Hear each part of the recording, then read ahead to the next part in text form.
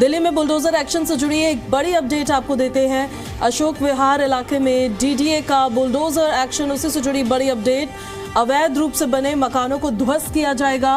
एक बार फिर से डीडीए एक्शन मोड में नजर आ रहा है और डीडीए का बुलडोजर एक बार फिर से जो मकान अवैध रूप से बनाए गए हैं, जो मकान, उनको ध्वस्त कर देगा। ऐसे में देखिए संकट फिर से मंडराता हुआ अब लोगों के आशियाने पर नजर आ रहा है। अशोक विहार में डीडीए की कार्रवाई होगी। ये बुलडोजर एक्शन दिल्ली में काफी समय से चलता हुआ नजर आ रहा है और इस बुलडोजर एक्शन को लेते हुए विरोधी पार्टियां भी, विपक्षी पार्टियां भी प्रदेश सरकार पर निशाना साध रही है और ये कह रही है कि दिल्ली के झुग्गी वासियों का आशियाना प्रदेश सरकार उजाड़ने में लगी हुई है, उनकी कोई मदद नहीं की जा रही है। वादा ये किया जाता था कि जहां झुग्गी है वहीं मकान बना कर देंगे। नया मकान तो बहुत दूर की बात है, जो झुग्गी है उन झुग्गियों को भी तोड़ा जा रहा है।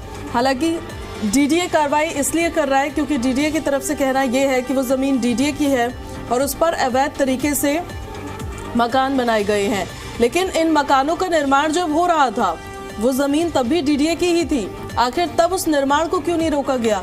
और फिर कई सालों के बाद एकदम से प्रशासन की नींद खुलती है, उनको याद आता है कि ये जमीन हमारी है और इस पर अवैध तरीके से निर्माण हो रखा है। ऐसे में कई तरह के सवाल खड़े होते हैं। क्या पहले भ्रष्टाचार हुआ है और जब भ्रष्टाचार हो रहा था तब उस दरमियान क्यों कोई एक्शन नहीं लिया जा रहा था? तब ध्यान क्यों नहीं दिया जा रहा था? अब कोई अपने वर्षों की कमाई एक मकान पर लगा देता है और उसके बाद आकर आप उसे अवैध बोलकर तोड़ देते हैं, उसको दूसरी जगह रहने के लिए जगह भी नहीं मिलती है।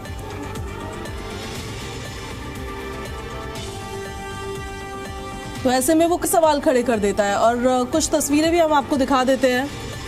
बुलडोजर एक्शन का दौर लगातार जारी है और दिल्ली के सिर्फ एक एरिया में नहीं, अलग अलग एरियाज में ये एक्शन हो रहा है। प्रदेश सरकार की तरफ से कहा जा रहा है कि अगर कोर्ट का आदेश है तो उसमें प्रदेश सरकार कुछ कर नहीं सकती है।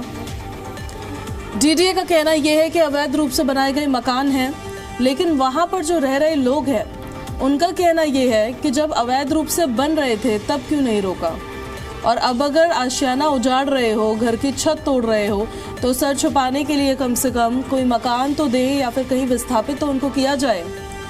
सिर्फ बुलडोजर चलाकर ध्वस्तीकरण की कार्रवाई कर देना और उसके बाद वहां पर कई साल हो जाने के बावजूद कोई नया प्रोजेक्ट शुरू ना होना कई तरह के सवाल खड़े करता है। और ज्यादा जानकारी के साथ सहयोगी नीरज शर्मा हमारे साथ फोन लाइन पर कनेक्ट हो रहे हैं, उनका सीधे हम रुख कर लेते हैं। नीरज, यहाँ अशोक विहार में जो कार्रवाई होनी है, इसको लेकर क्या क्या जानकारी आपके पास?